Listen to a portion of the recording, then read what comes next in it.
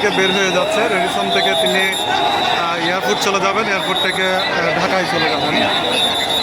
এইমাত্র রেডিসনে শেষ হয়েছে সাংগঠনিক যে সভা, সেই সভা শেষ করে কিন্তু তিনি এখন বের হয়ে যাচ্ছেন। এখন একটু আগে আমি এখানকার মেয়র ডক্টর সাদাত হোসেনের সাথে কথা বলেছি। তিনি বলেছেন বিএনপির নেতাকর্মীদের যেন সাংগঠনিকভাবে তারা ঐক্যবদ্ধ থাকে, সাংগঠনিকভাবে কর্ম চালিয়ে যায়, সেই জন্য তারেক রহমান তাদেরকে নির্দেশনা দিয়েছেন।